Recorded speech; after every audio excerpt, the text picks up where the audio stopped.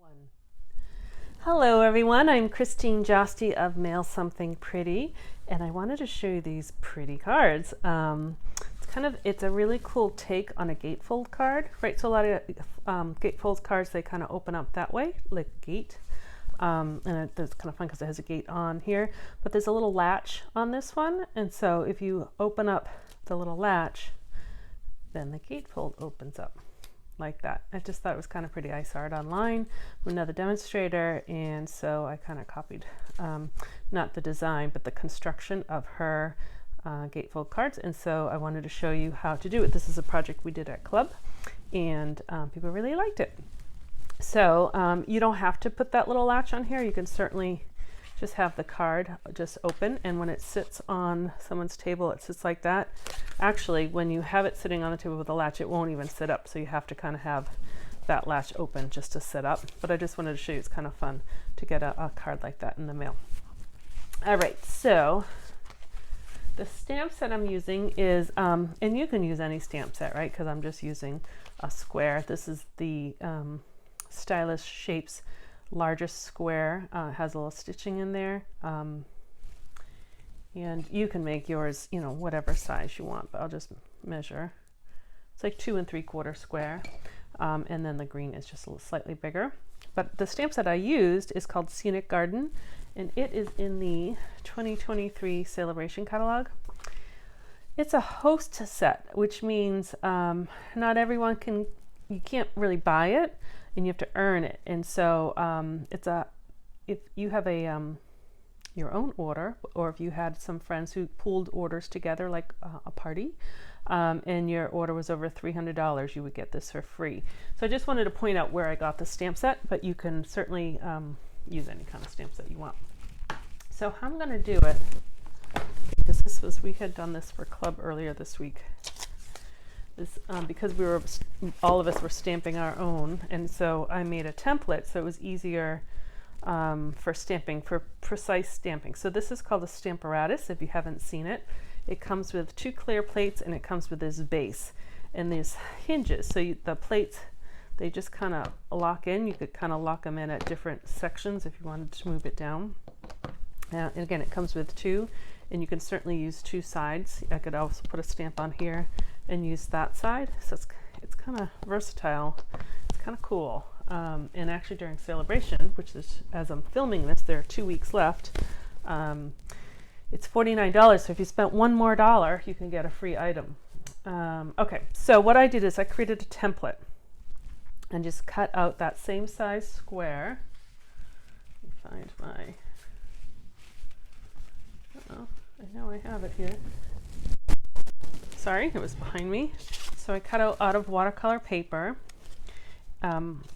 This is the same size as this cutout, so it fits right inside there. So each time when we had club earlier this week, people would just put in their paper, stamp it, and then the next person would put in. So it just helps you know exactly where to do it. It's great for multiple stamping. So I just slid my magnet there so it's not going to affect my stamp. Using Stays On Black because we are going to use water to color in our little scene here. I also find with the Stamp-aratus, if you put, it's like the perfect width, just a stamp case underneath here, it just makes this plate flat. You can certainly ink it without it, but it just gives it something kind of underneath so I can really ink it. Close it. And obviously I had already decided where I wanted my stamp to be. It was already all set up. Lift it up. So if I wanted that darker, I can re-ink because my paper hasn't moved. My stamp is in the exact same spot, so it should go right on top. And you can get nice, even darker ink like that. Okay. I'm not going to do too dark because it's watercolor paper, so it's a little thicker. So I'm just going to move that. I had a little scrap piece of paper. Here it is. There might still be some ink on my paper, so I'm just putting that as a buffer for now until I clean it. All right, so I have my paper here, and I'm going to use These are called water painters, and they come in a pack of 3, and you get, and they're a little stained at the moment. I'll wash them better. I was making a different video yesterday, and I didn't wash them yet, but I'm actually going to use this one, so it's okay. But you get 2 different kind of brush tips, and then you get this flat one. And so this is what I was using yesterday in video. We were doing watercolor backgrounds, and they're kind of nice to have the 3 different tips. You can kind of see that there's water inside here, and so it actually even says push. So I can squeeze and the water comes out, and then I can start painting away, or you can just use a container of water and use it just like a paintbrush. So I'm going to use my ink pads as my paint, so to speak. So I have Gray Granite, Blackberry Bliss, and Mossy Meadow. What I'm going to do is turn it upside down and give it a really good squeeze. So I'm squeezing tight, hard together, because I want to get some ink here. And you'll see it a little bit better on the other colors. I'm actually going to slide this up a little bit so it doesn't flip. So I'm just going to, little water, and then again, this is a hard color to see, but I'm kind of smearing or moving around the paint, the ink, and I'm just coloring. And I'm not like, I'm just doing an okay job. I'm not, it's watercolor, so I don't want to be too precise. You can also take ink right from the ink pad. If there's not enough in here, you can just take it straight from the ink pad. You can also, if you had Ray inkers, I could squeeze some drops right in here and use that kind of as a paint palette. And then I could just use a paper towel to wipe away what wasn't used. All right, so I want my little pathway to be a little bit more watered down. So I just added a little more water in there.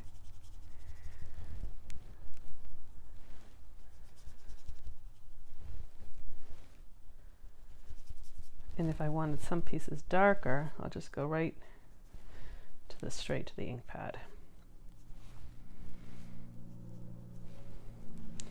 I don't want it to be all evenly the same tone, because each brick or paver, they're always different. Okay, so just run that, clean that, and you'll see this better in the Blackberry Bliss. See how there's much more color in there. So Blackberry Bliss is a powerful, potent color. So I'm just gonna not do it too dark, because I can always add color, but it's harder to take color away. I could certainly use, if I didn't want to do this watercolor technique, you could color in your scene anyway. And then some of these are hard to tell if they're flowers or if they're leaves, but it's all kind of interpretive. I always find that after I do it and I go back when I'm doing the leaves, I discover that I miss some. So if I wanted like the middle of those to be darker, I'll just kind of touch the darker of the ink and then just go back. And I'm going to do the other side, but I actually should have started the other side. I'm going to turn it because I can see better this way. So a lot of times I turn my paper when I'm painting or coloring to whatever view or angle is better for my eyes and my hand. So I'm always spinning my paper.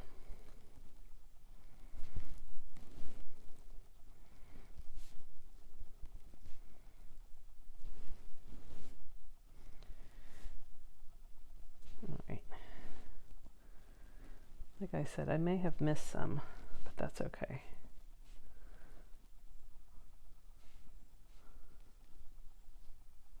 Okay.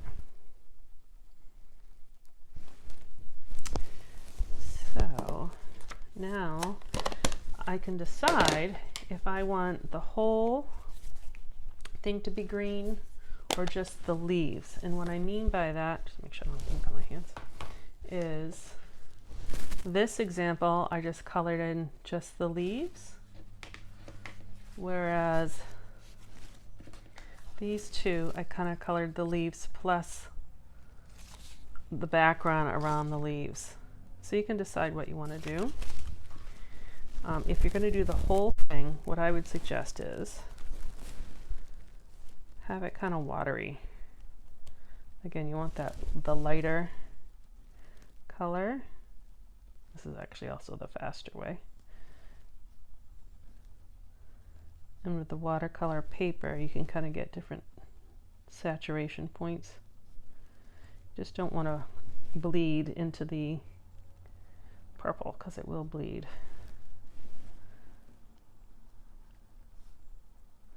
Okay, and then I can always go back with some of the darker green and then do more of the leaves. But I already have one done, so I don't have to do the whole thing with you. I'll finish that later. And that one is dry. Let me just cover my water so I don't spill it. Okay, so we'll use that one. This one I'll set aside to dry. I'll finish it. Cover my ink. All right, so now we have our pieces for our card. And I cut, and sorry, this is probably kind of messy, but I'll read to you what it is. So here's the card. So the card base is really just a flat piece of paper. This is the Blackberry Bliss. And so that is 5.5 by 4 1/4. So it's just a quarter sheet of the regular cardstock. And then the gate part, the folded part, I use fresh fuchsia. And that's 4 1/4 by 8. So 4 1/4 by 8. And I scored it at 2 and 6. I'm just going to fold that. And so that just means it's 2 inches on both sides. So that's my gate. And then for the panels, for both I did the outside panels and the inside panels. Those are 4 1/8 by 7 1/8. Now, if you don't want to use the 1/8 inch, you can do 4 by 1 3/4. It would just have a slightly larger border around the paper. That's all. So you have the choice. And then we'll get to the latch in a minute. All right, so I was trying to line it up. I grabbed 2. Oh, and that's even short. Oh, shoot. Why is that shorter? Or why is that longer? Interesting. All right, I'm just going to trim it. That's interesting. I'm going to trim it to the smaller of the size. So that's, oh yeah, this is the wrong piece, but that's all right. This is the right size. The 4 and 8, this one is 4, and that one was 3 and 7/8. I'm actually going to try to see if I can match up my lines, right? Because I don't want like your eyes going to peer so that those lines go straight across. One of mine, pointing out my mistakes, slightly off. So since I'm trimming it, I can trim it so that the lines meet. How you fix things, right? It's a good skill to know. Problem solving. Okay. So I'm just going to glue these on. So this paper I'll show you is also in the Sale-a-bration catalog. Just try to make my the borders the same.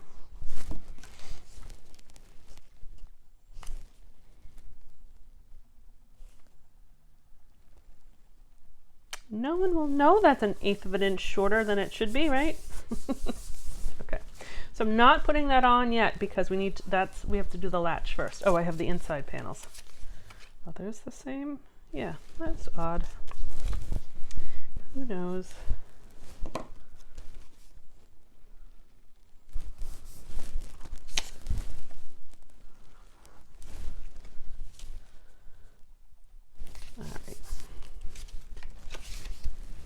Alrighty, so this I can put on top. Watercolor paper, you need a little bit more adhesive because it's thick. So I'll use a little more glue than I normally do. And give that, I'm actually going to flip it over, rub it down.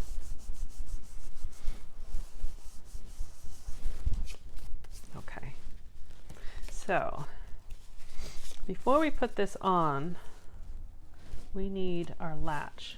So we have that, and I know, here it is.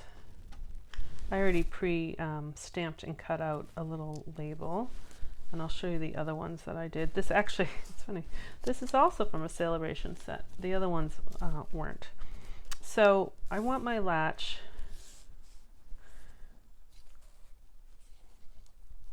I don't know that I already put a fold in there. This is longer than I need it, and that's okay. I actually wanted it longer than I needed it. And you'll see I'll trim it in a second. So I just folded it over here, and so now I'm just gonna glue that down.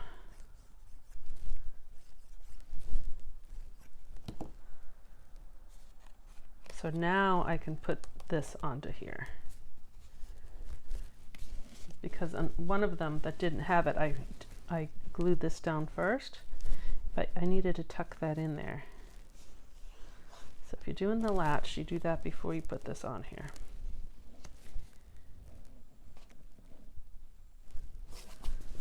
Okay. And just keep that open. And so now I'm going to put this on top, but remember, because we want it to open, so I'm only going to put glue on this side of it. And I'm actually going to do it, the glue's almost out, less than half. Right, because my half is here, so I want a little less, because that way when I just put this on, I can kind of eyeball it. And what's nice, since I know my lines are straight, I can actually use the lines to line that up. Okay, so that opens. So that would be a normal gatefold card without the little latch. But I have the latch. So this is going to go down. You're going to decide exactly where you want it. If you want it to go over, I think I'm going to have it go over a little bit like that. So I'm going to flip it over this way.